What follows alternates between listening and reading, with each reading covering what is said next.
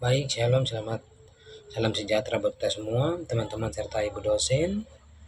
Di sini saya akan jelaskan sedikit apa yang sudah saya dapat dari manajemen humas. Di sini ada 5 poin yang akan saya bahas. Poin yang pertama, definisi manajemen humas, dan yang kedua, perbedaan humas dan public relation. Yang ketiga, humas dalam pendidikan. Yang keempat, fungsi dan tujuan humas dalam lembaga pendidikan. Dan yang kelima, kepemimpinan humas di lembaga pendidikan. Baik, dari 5 ini akan saya bahas. Sebelum saya bahas ini, saya perkenalkan dulu nama saya. Perkenalkan, nama saya Martus Yonglem. Saya kelas B.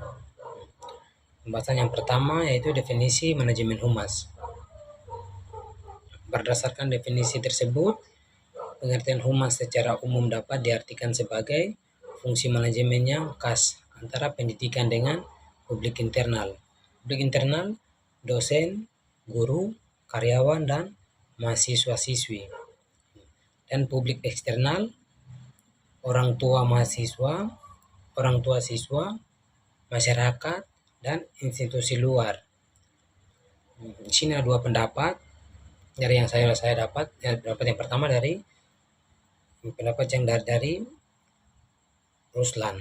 Nah, menurut Ruslan, manajemen humas adalah salah satu proses dalam menangani perencanaan, pengorganisasian, pengomunikasian, serta pengorganisasian yang secara serius dan rasional dalam upaya pencapaian tujuan bersama dari organisasi atau lembaga yang diwakilinya.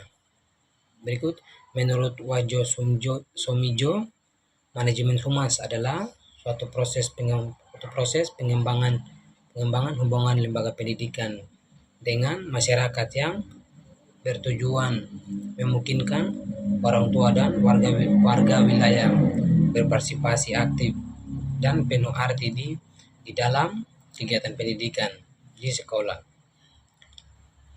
Dari beberapa definisi di atas, bahwa manajemen humas difungsikan untuk mendukung dan memelihara jalur bersama bagi komunikasi, pengertian, penerimaan, dan kerjasama antara organisasi dengan publiknya. Hubungan masyarakat dapat didefinisikan sebagai komunikasi dan arah secara timbal balik antara organisasi dengan publik dalam rangka mendukung fungsi dan tujuan manajemen dengan meningkatkan pembinaan kerjasama dan memenuhi kepentingan bersama. Baik, itu yang pertama. Sini saya akan masuk yang kedua, yaitu perbedaan humas dan public relation. Yang kedua, perbedaan humas dan public relation. Humas merupakan orang yang menjadi komunikator secara langsung atau tidak bisa melalui media cetak ataupun elektronik. Dalam hal ini tugasnya ialah menyampaikan pesan yang diberikan oleh pihak perusahaan kepada publik. Tugas pertama humas, yang satu, komunikasi efektif dengan publik. Yang kedua, juru bicara organisasi. Yang ketiga, manajemen media sosial. Public relation ini berguna untuk membangun citra perusahaan. Selain itu, citra perusahaan ini juga terletak pada anggota atau karyawan.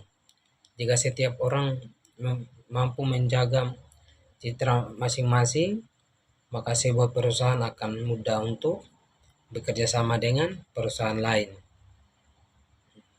Tugas utama public relation membangun citra positif. Kedua, mengelola hubungan dengan stakeholder. Yang ketiga, penanganan krisis. Yang keempat, penerbitan materi PR. Yang kelima, membuat kegiatan brand activation. Baik, itu yang kedua. Sini saya akan masuk ke yang ketiga. Yang ketiga yaitu humas dalam pendidikan. Ketiga, humas dalam pendidikan. Para para humas di lembaga pendidikan membina hubungan harmonis kepada publik. Publik internal dalam lingkungan lembaga pendidikan seperti guru tentang administrasi, karyawan, dan peserta didik, dan hubungan kepada publik di luar lingkungan. Lembaga pendidikan seperti orang tua peserta didik, masyarakat, dan luar institusi lembaga pendidikan. Yang pertama, yang kedua, membina komunikasi dua arah kepada publik internal dan publik eksternal dengan menyebarkan pesan, informasi, dan publikasi hasil penelitian dan berbagai kebijakan yang telah ditetapkan pimpinan. Berikut yang ketiga, mengidentifikasi dan menganalisis suatu opini atau berbagai persoalan baik yang ada di lembaga pendidikan maupun yang ada di masyarakat. Yang keempat, bersikap terampil dalam menerjemahkan kebijakan pimpinan dengan baik. Yang ketiga. Nah, saya akan masuk ke yang keempat, yaitu yang keempat itu fungsi dan tujuan humas dalam lembaga pendidikan. Baik. Fungsi manajemen humas di lembaga pendidikan. Fungsi pokok dalam tahapan manajemen meliputi perencanaan, pengorganisasian, pengerakan, dan pengawasan dalam konteks kegiatan di lembaga pendidikan. Fungsi perencanaan, planning, kegiatan perencanaan atau lain menentukan hubungan sekolah dan masyarakat secara jelas, menentukan program sesuatu dengan tujuan serta menentukan prosedural sesuai dengan tujuan serta menentukan pengembangan program. Berikutnya ketiga, menentukan jadwal kegiatan hubungan sekolah dan masyarakat sesuai waktu yang tersedia di sekolah dan menentukan biasanya biaya yang dibutuhkan untuk tiap kegiatan. 2. Fungsi pengorganisasian. Untuk tahapan pengorganisasian, organizing kegiatan berupa mengidentifikasi jenis tugas yang mampu dilaksanakan sekolah, mendistribusi tugas sesuai dengan kemampuan personil sekolah, merupakan aturan dan tata hubungan sekolah dan masyarakat. 3. Fungsi pengorganisasian, tahapan pengarahan, auditing, melihat bagaimana menciptakan hubungan sekolah dengan orang tua peserta didik, mendorong orang tua menyediakan lingkungan belajar yang efektif,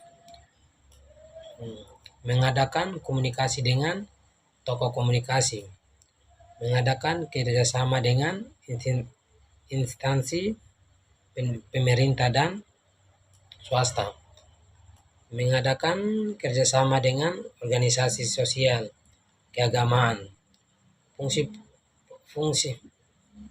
Fungsi pengawasan, Untuk tahapan pengawasan, controlling, yaitu melihat pemantauan hubungan sekolah dengan masyarakat, penilaian kinerja hubungan sekolah dengan masyarakat. Kegiatan ini perlu dilakukan untuk mengetahui keberhasilan program hubungan sekolah dan masyarakat, serta mengetahui hambatan yang muncul untuk segera dicari permasalahannya. Bagian keempat, ini saya masuk yang kelima, yaitu yang kelima, kepemimpinan humas di lembaga pendidikan. Mendidik dan merubah masyarakat secara positif. Sementara masyarakat juga memiliki peran strategis dalam mempengaruhi, mendorong serta mengendalikan proses pendidikan.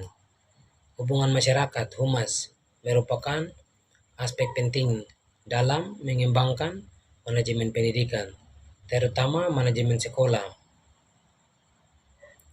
Hubungan sekolah dengan masyarakat adalah suatu proses komunikasi antara sekolah dan masyarakat dengan tujuan meningkatkan pengertian anggota masyarakat tentang kebutuhan dari praktek pendidikan serta mendorong minat dan kerjasama para anggota masyarakat dalam rangka usaha memperbaiki sekolah.